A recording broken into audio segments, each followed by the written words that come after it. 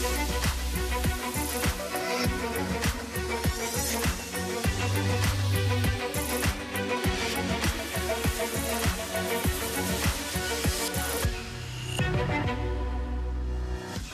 morning. It is Friday, the 20th of February. I'm Maeve McMahon, and this is Europe Today, your daily dose of European news and analysis, live here on Euronews. Coming up after the first ever meeting of Donald Trump's so-called Board of Peace, the United States has said it will pledge billions. It also says it will increase its oversight of the United Nations, make sure the organisation, quote, runs more effectively. Officials from over 50 countries attended the meeting, 27 as full members, with many others observing, including representatives from the European Commission. President Trump described it as one of the most important things he has ever done and welcomed the fact that 9 members pledged billions to help reconstruct the Gaza Strip. A handful of countries will also be committing troops. We can start by taking a listen to President Trump. Certainly in terms of power and in terms of prestige, there's never been anything close, because these are the greatest world leaders. Almost everybody's accepted, and the ones that haven't will be. They're all joining, everybody, most of them very immediately. A few that we really don't want because they're trouble. I've seen some great boards, period. It's peanuts compared to this board. For more, we can bring in Euronews' correspondent Maya de la Bum, who's been following this story very closely for us this week. So we see a very celebratory there, Trump saying that everybody is joining this Board of Peace. Maya, is that true? I think it's a little bit out of touch with reality, because if you look at the number of countries which really join, it's 50 countries, as you said in your introduction. And you know, from these countries, you only have 27 countries that have officially joined the board. And if you look at Europe, it's only, as you said, a handful of countries that are really joining this board. And the most committed member, as we saw yesterday on social media, is Viktor Orban, the Hungarian Prime Minister, who praised Mr. Trump, but also said that he was the only real representative of Europe as also founding member of the board. So, you know, it's mainly Hungary. And if you look at Europe, they've all distanced themselves from the board. But you have different levels of commitment, clearly. You have, you know, France and Spain boycotting the whole board. And then you have other countries which, you know, sent diplomats, civil servants to show that still they want to be part of the conversation. This is Gaza. They need to be there. But in the end, European countries are not represented. They're not supporting. There's no massive approval here. And meanwhile, the European Commission, as always, walking a bit of a tightrope on many topics. This one included, they did decide to send their Commissioner for the Mediterranean, Commissioner Suissa. She posted a photograph of herself very proudly being there yesterday. But many people are annoyed about this, especially the French, Maya. Yeah, and it's quite unprecedented, because yesterday night, Jean-Noël Barrot, who is the Foreign Affairs Minister of France, wrote on X, so publicly said that he was very, you know, he was against this decision of sending Suissa to DC. He thought that the Commission has no right to do this. The Commission has no mandate to do this. And if you look at this tweet, he says the European Commission should never have attended the Board of Peace meeting in Washington, as it had not received the Council's mandate to do so. So this really reflects the French position. It also reflects the Spanish position, which is to say there's no mandate because the mandate is validated by 27 European countries, and the Commission cannot play solo, cannot go there without any mandate. So it's quite unprecedented, because it's one of the big, you know, member countries in Europe saying, no, the Commission has no right to do so. So it was big. It was very big. And of course, you were reporting on that all week. And of course, it's a big topic that will dominate the upcoming Foreign Affairs Council taking place here in Brussels very soon. Maya de la Bum, thank you so much for that update. But now, coming up, we'll be joined by Francesca Albanese, the UN Special Reporter for the occupied Palestinian territories. She's in the headlines a lot lately. Recently, she stood accused of calling Israel the common enemy of humanity at a forum in Qatar. But as the transcript then of her speech later showed, she never made that comment. France is, however, calling for her resignation. We can take now a listen to the French Foreign Minister, Jean-Noël Barrot. Les fake news, ça suffit. Enough with the fake news. I did not distort or shorten Mrs. Albanese's comments.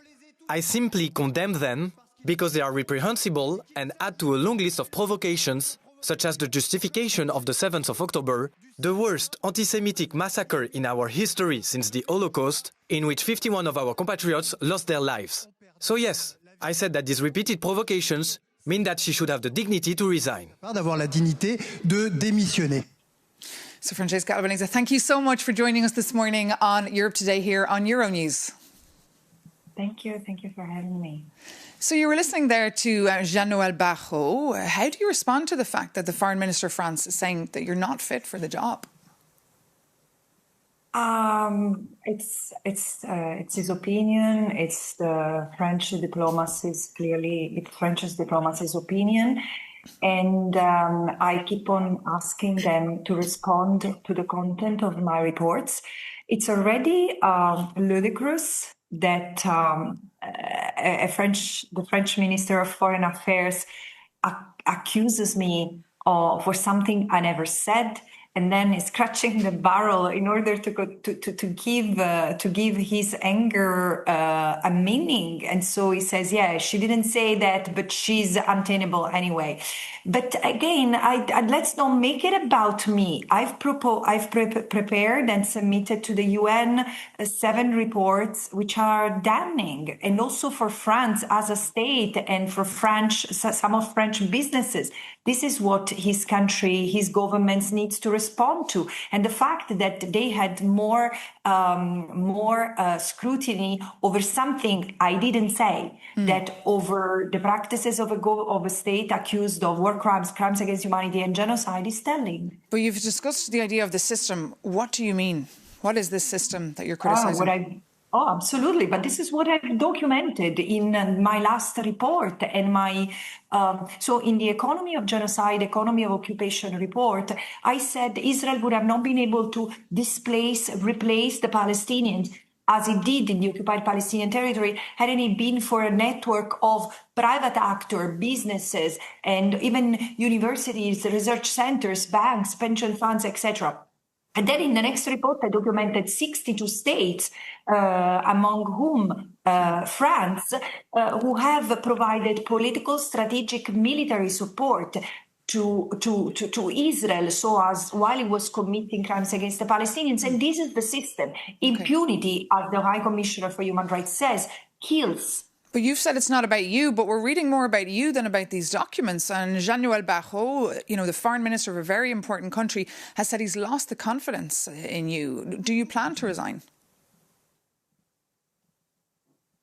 No, because I have the trust and of the Human Rights Council. I mean, again, the fact that it's about me, it's not something I can respond to. It's something that regards France, Italy, Germany, and the Czech Republic, who have gone after the French minister, amplifying the lie. Again, the reason why they're attacking me is a distraction in order not to talk about my findings.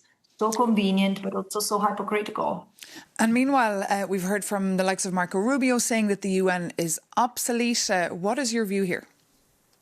Yeah, this is the thing. I've been saying that for years, that behind the assaults, for example, on UNRWA and then on my mandate and other parts of the human rights system, there was the beginning of a project, the dismantlement of the multilateral system, substituted, we see that now with the Board of Peace, with something else, which is more the expression of a new empire or an empire unveiled than multilateralism. But again, there is a movement that doesn't want it, and in fact is pushing for a decolonized multilateralism. And this is what we have to work on. And what about the UN Security Council? Do you think it's a little bit obsolete?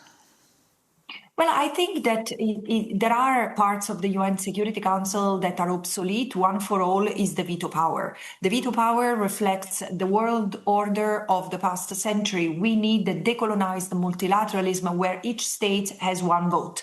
And it's not about adding new members who can have a veto. It's about removing the veto. OK, Francesca Albanese, UN Special Reporter there. Thank you so much for joining us here on Europe Today on Euronews. But now, moving on, President Donald Trump has warned Iran that it must make a deal over its nuclear programme or, quote, really bad things will happen. Trump says in 10 or 15 days the US will take some sort of action. For the view from Brussels, we're joined here on set now by Tommy Huhtanen, director of the Wilfred Martin Centre. That's a think tank based here in Brussels, affiliated with the centre-right European People's Party. Tommy, good morning. Good morning. Pleasure to be here. Yeah, great to have you with us. Look, what is the view from Brussels here? Is another war on the horizon? You mentioned Trump. It may be so that even Trump doesn't know exactly what's going to happen. My guess, and what I'm discussing with Washington, is that they're going to be an action. There's going to be a war. It's going to last maybe 24, or the hit is going to take 24, 48 hours. What is more unclear is what will happen after. I think the risk is a little bit there that in the ground there's a huge expectations that the US is going to stay there. I don't think so. And then there's a question: how is the follow-up? There will be ground operation. Israelis are going to be involved sooner or later. But what will happen? That's the question. And of course, the wider implications then. Exactly. I think in Europe, we need to understand what the possibility this is. Because if you look at Iran is the current regime is in war with its own people. It's creating havoc in the region, but also it's in conflict with Europe, helping Russia. Children in Kiev are dying because of Irani's drones. And I think that, what you can say is that there's a massive possibility for massive change on how the whole Moscow, Tehran, Beijing axle is going to work out. And I think it gives new opportunities for us for enhance our power. So what is the role then that the European Union can play here? Well, that's a good question. First of all, what will happen if and when there is a hit? If there is a civil war kind of situation, unfortunately, the tools are very little. But on the other hand, if there is a kind of Syria kind of quick switch or quick change, we could assume that the Europeans will get very quickly involved. President Metsola has already very clearly stated on behalf of the Parliament that we are with the people. There are already Manfred Weber made the initiative on opening the embassies, for demonstrators. That's an indication that we would be very quickly involved. However, I don't think that there's a strategy and thinking yet. But I think there's a political commitment and understanding, and that's a moment for us, for Europe to come in and really fix the Middle East. And meanwhile, you're on the phone, you said, close contacts with your contacts in DC. Yes, indeed. But of course, it's all about the president and what the president finally decides. Nobody knows for sure, and maybe even the president himself doesn't know. Well, whatever the president does decide, we will report it here on Euronews. Tommy Huhtanen, thank you so much for joining us here this morning. Inviting us on Europe Today, and for bringing us your analysis there from the Wilfred Martin Centre. But now, moving on, Christine Lagarde is expected to leave the European Central Bank in Frankfurt before her 8-year term as president expires in October 2027. Europe's top central banker, who joined the bank back in 2019 from the International Monetary Fund, wants to exit before the French presidential election in April next year. For more on what this all could mean, our Ida Sanchez takes a look. Big changes are coming for the European Central Bank. After months of speculation, rumors that Christine Lagarde, the head of the ECB, will step down are coming true. Europe's top bank in Frankfurt said that the decision had yet to be made. But why would Christine Lagarde want to leave early?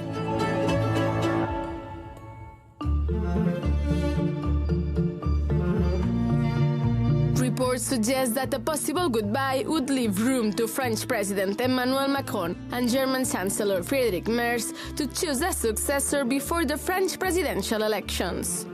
This would give them time to oversee the appointment of her successor, giving the current leadership of Europe's top 2 economies the chance to shape the future of the European monetary policy. Who would want to take her position? Spain might be one of the countries ready to step in. Spain wants to play a leading role in the new council once the remaining positions are renewed. We are prepared should this situation or decision come earlier. And they are not the only one, as Klaas Knot, the former Dutch central bank chief, might also be interested.